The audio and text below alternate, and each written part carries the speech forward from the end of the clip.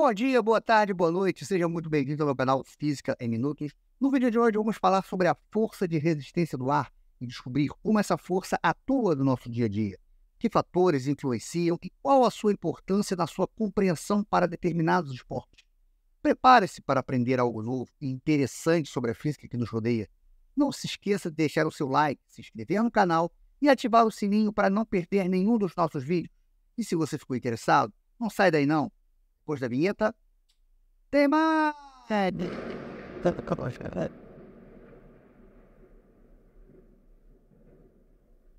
Vimos que a força de atrito é uma força que ela vai surgir do contato entre duas superfícies.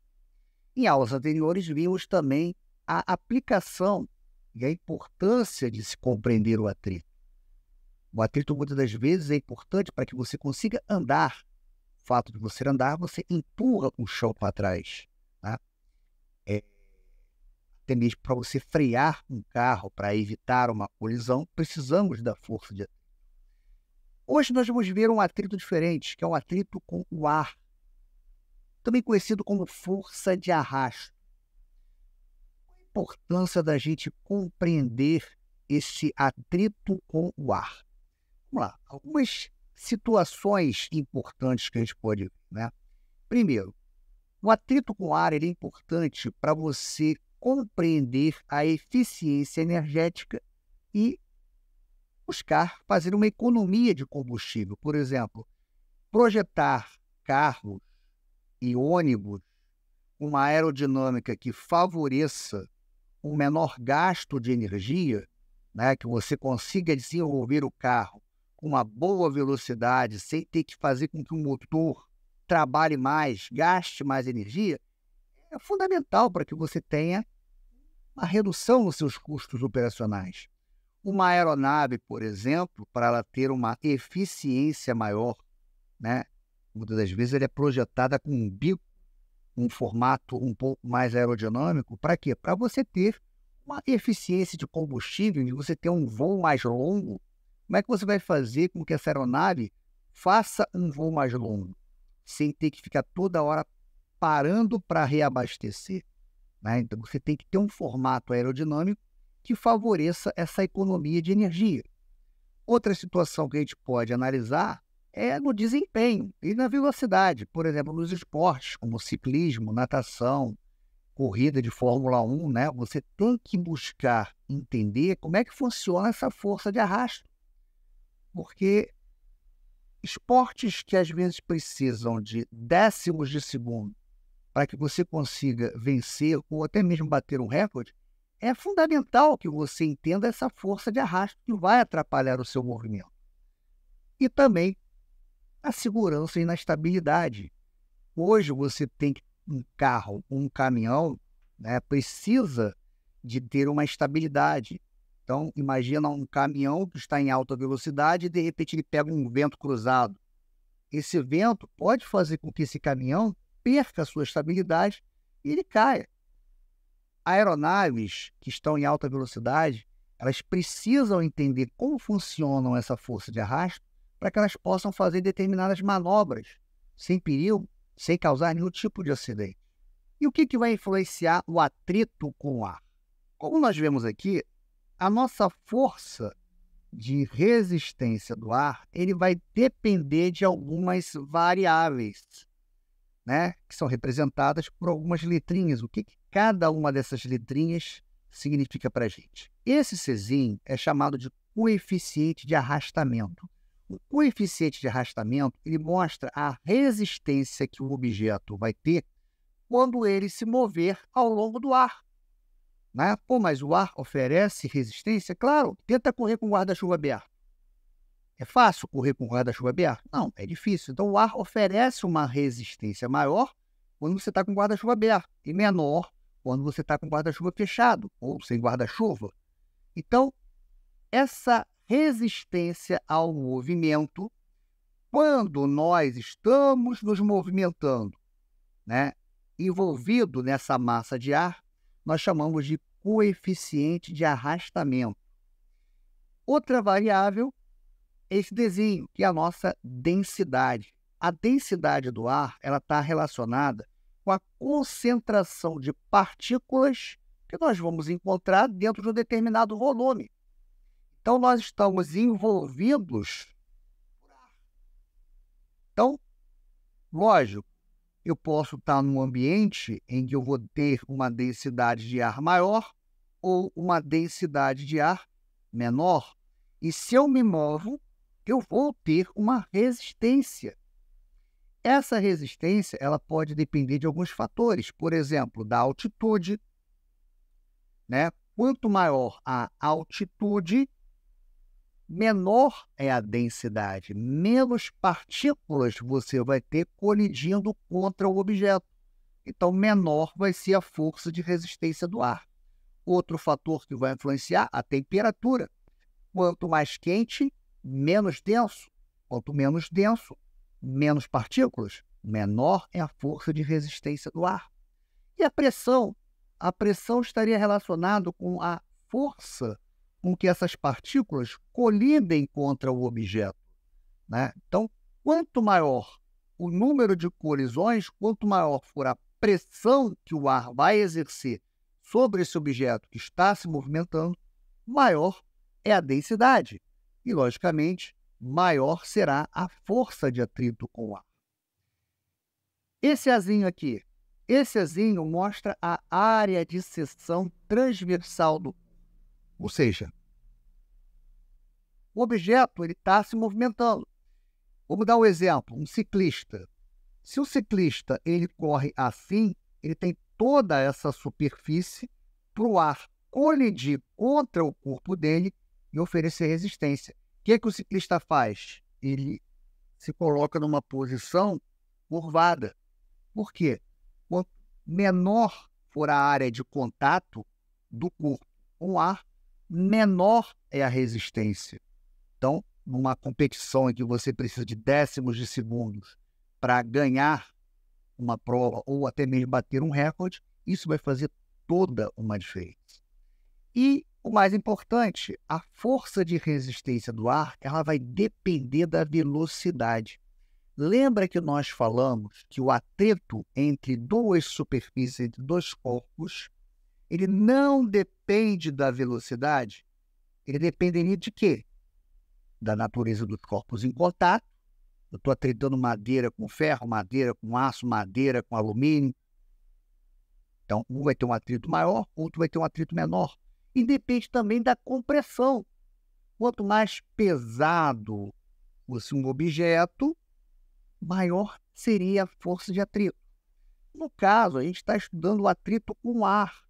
E o atrito com ar depende sim da velocidade, né? Quando você tinha lá duas caixas sendo atritadas, a velocidade não influenciaria na força de atrito, mas aqui influencia. Aqui, quanto maior a velocidade do corpo, maior será a força de resistência do ar. E perceba que a relação é proporcional ao quadrado da velocidade. Significa que se você dobrar a velocidade, você quadruplica a força de resistência do ar.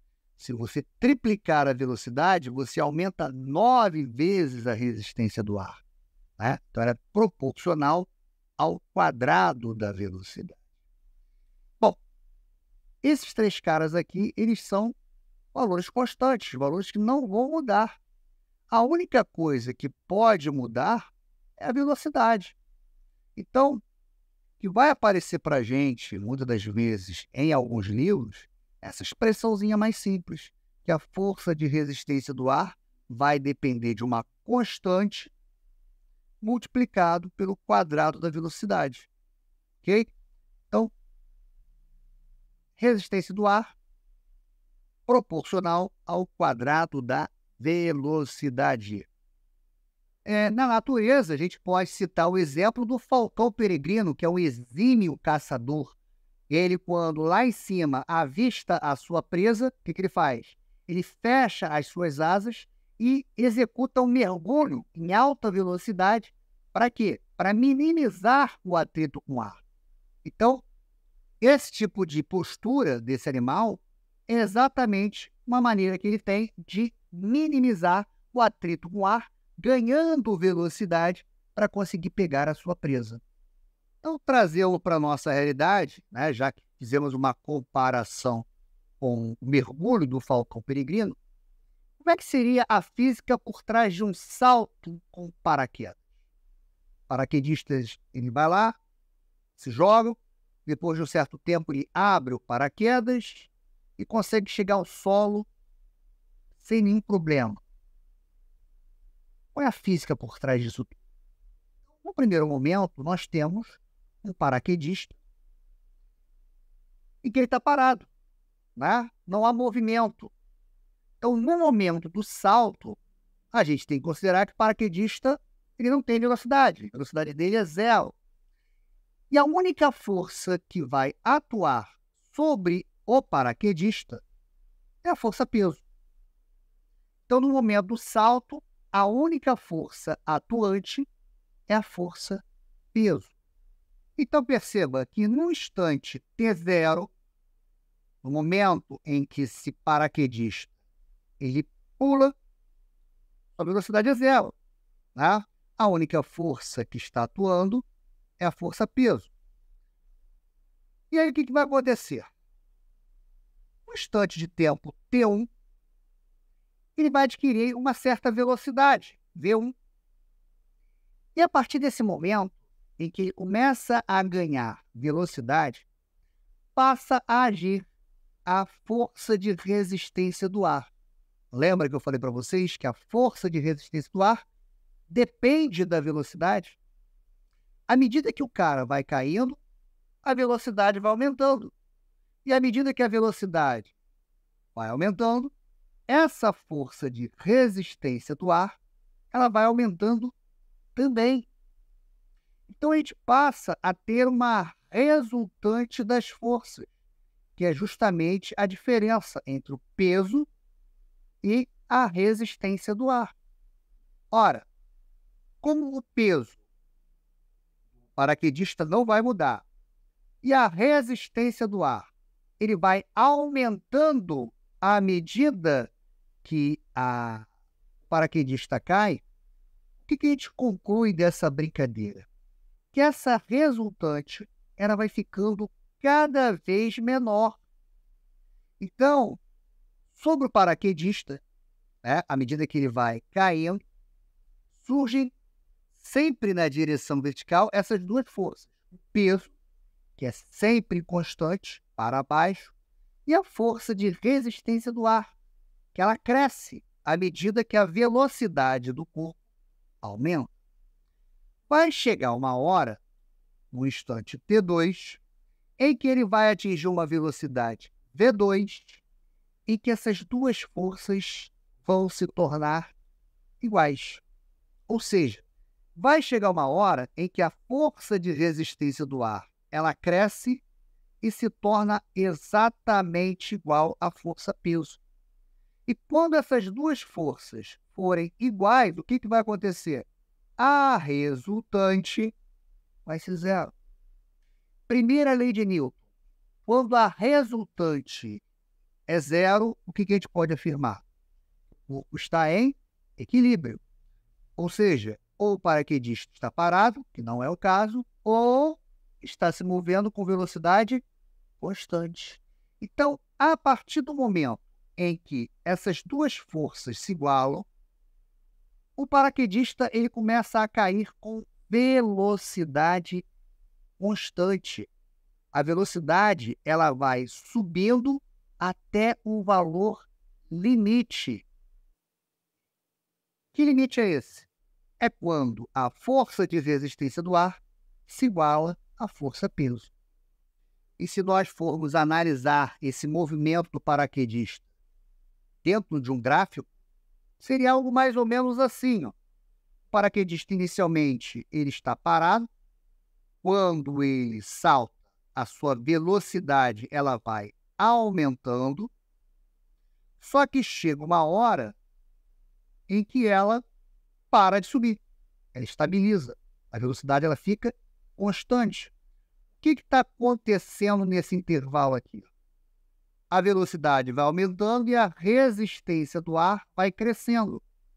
E aí o que vai acontecendo? a velocidade ela continua subindo, mas vai subindo cada vez mais devagar, até chegar a hora em que a resultante das forças é zero. E quando é que isso acontece? Quando a força de resistência do ar ela se iguala à força-peso. À medida que o corpo cai, a sua velocidade aumenta. E à medida que a velocidade aumenta, a força de resistência do ar também aumenta. Só que ela aumenta até quando?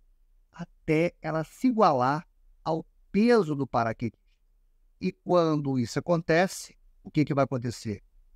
O paraquedista ele atinge a velocidade terminal. Que velocidade é essa? É a velocidade que agora ela não aumenta mais. O paraquedista ele vai cair sempre com a mesma velocidade, que é a chamada velocidade terminal. Bom, e aí? O paraquedista abre o paraquedas. Qual é a física por trás disso tudo? Até aqui, o paraquedista estava caindo com velocidade constante, né? A velocidade dele ele vai crescendo até um determinado valor, que é quando a força de resistência do ar se iguala à força-peso. A partir daí, a queda do paraquedista ocorre com velocidade constante. Só que se nada for feito, ele vai se esborrachar no chão. Então ele tem que puxar a cordinha e abrir o paraquedas. Nesse momento em que ele abre o paraquedas, vocês estão vendo que aqui você tem uma área de ataque muito grande. Aparece uma força de resistência do ar, e essa força de resistência do ar, ela vence a força gravitacional, ou seja, ela se torna maior que a força-peso. Tanto que se vocês observarem vídeos de paraquedistas, você vai ver que no momento em que ele abre o paraquedas, ele ganha um tranco para cima. Por quê? Porque essa força aqui, ó, ela se torna maior que a força-peso. E ao ganhar esse tranco, o que vai acontecer? O paraquedista ele vai começar a desacelerar. Ele vai começar a perder velocidade. E o que vai acontecer com essa força de resistência do ar? Vai diminuir. Ora, vamos pensar. Se à medida que o paraquedista ganha velocidade, a força de resistência do ar aumenta, neste caso, quando ele abre o paraquedas, a velocidade diminui. Então, essa força de resistência do ar começa a diminuir. Vai chegar uma hora em que essas duas forças elas vão se igualar. Ela vai diminuindo, diminuindo, diminuindo, até que a força de resistência do ar ela se iguale à força-peso. E nesse momento em que essas duas forças elas se igualarem, o que vai acontecer? Eu vou ter uma resultante igual a zero. Se essas duas forças elas são iguais, a resultante é zero. E o que isso significa? Significa que eu não tenho mais aceleração. Significa agora que o sistema paraquedista mais paraquedas, ele cai com velocidade constante. Nesse momento, o paraquedista ele vai atingir uma nova velocidade terminal, bem menor, algo em torno de 20 km por hora, que é uma velocidade boa para ele conseguir chegar no solo e pousar sem causar nenhum dano ao solo. Então, fazendo a nossa interpretação gráfica, nós já havíamos entendido aqui o momento que o paraquedista pula, a velocidade dele é zero. À medida que ele cai, a velocidade vai crescendo, a força de resistência do ar vai aumentando, até que a força de resistência do ar se iguale à força-peso. Nesse momento, o que vai acontecer? Resultante zero, o paraquedista ele cai com velocidade constante. Abriu o paraquedas. O que vai acontecer? Ao abrir o paraquedas, a força de resistência do ar ele se torna maior que a força-peso, e pelo fato dessa força para cima ser maior que a força-peso, o paraquedista começa a perder velocidade, ele começa a diminuir a sua velocidade, começa a desacelerar. Até quando? Até o momento em que a força de resistência do ar ela se iguale à força-peso. Quando essas duas forças elas se igualarem, tornarem iguais, o que vai acontecer? O paraquedista ele começa a cair com velocidade constante. Só que essa velocidade, a nova velocidade terminal, ela é bem mais baixa, né? Baixa o suficiente para que ele consiga chegar ao solo sem se machucar. Então, para fechar essa parte de resistência do ar, nada melhor do que a gente falar de um dos esportes que mais utilizam a força de atrito, o ciclismo. O ciclismo, ele é um esporte que ele vai se preocupar buscando reduzir o atrito de todas as formas. É um óleo que você bota numa engrenagem, é um pneu apropriado para a pista, é a roupa do ciclista, é o capacete, é a forma com que o ciclista vai pedalar. São vários fatores que entram a força de atrito dentro desse esporte. Então, a posição do ciclista. Para que um cara consiga obter bons resultados, né, numa prova de ciclismo, a sua posição é fundamental para reduzir a área de exposição ao vento. Então, a gente pode observar aqui, ó, que essa posição que ela não favorece muito. Você tem uma área aqui, ó, muito grande em que o ar vai bater e vai oferecer a resistência. Então, o que o ciclista faz? Ele vai buscar ficar o mais curvado possível. Tá? Então, ele vai buscar, ciclista profissional, uma posição aerodinâmica para tentar minimizar a resistência do ar e ganhar velocidade. Olha esse videozinho aqui que eu achei na internet. O cara, ele simplesmente deita na bicicleta e olha o que acontece com ele. Ele sai da última colocação, vai passando todo mundo, olha a velocidade que o cara ganha. O que ele está fazendo aqui? Ele está diminuindo a área de contato. E diminuindo a área de contato, ele está diminuindo a resistência do ar, fazendo com que ele ganhe velocidade, posições, e se ele conseguir manter esse ritmo, quem sabe, ganhar o primeiro lugar e até bater um recorde. Quem sabe, né? O ciclismo é um esporte em que nós percebemos toda uma preocupação em minimizar a influência da resistência do ar. Por exemplo, a gente pode observar que nessas bicicletas de corrida, eles vão buscar ter um quadro mais aerodinâmico, um formato de lágrima, com bordas mais arredondadas, que vão permitir que o ar flua de uma maneira mais suave ao redor do quadro, reduzindo as turbulências e, consequentemente, também a resistência do ar. Outro fator que a gente pode citar são as rodas que são perfiladas, com uma seção mais profunda, ou seja, esse tipo de bicicleta ela tem um aro mais alto que as rodas tradicionais, o que vai ajudar a diminuir a resistência do ar, criando um fluxo de ar mais suave ao longo das rodas. Os guidões também, se a gente parar para analisar, eles têm um formato de gota, um perfil mais achatado, que ajudam a minimizar a resistência do ar. Os óculos dos ciclistas, né, são óculos que geralmente são fabricados com um formato mais aerodinâmico, também vão ajudar a minimizar as turbulências ao redor dos olhos. O capacete do ciclista também tem todo um formato aerodinâmico em forma de gota, que ajuda a cortar de forma mais eficiente o ar, reduzindo ainda mais o arrasto. E as roupas, né? São roupas geralmente aerodinâmicas. Os trajes dos ciclistas são frequentemente projetados com tecidos e cortes que vão minimizar o arrasto, buscando uma melhor eficiência aerodinâmica. Então a gente consegue ver que esse esporte, o estudo da resistência do ar, faz toda uma diferença na minha vitória, ou até mesmo recorde. E chegamos ao final do nosso vídeo sobre força de resistência do ar. Espero que tenham gostado e aprendido mais sobre como essa força atua no nosso dia a dia. Se ficou alguma dúvida ou se quiserem sugerir novos temas para explorarmos aqui no canal, deixem os seus comentários abaixo.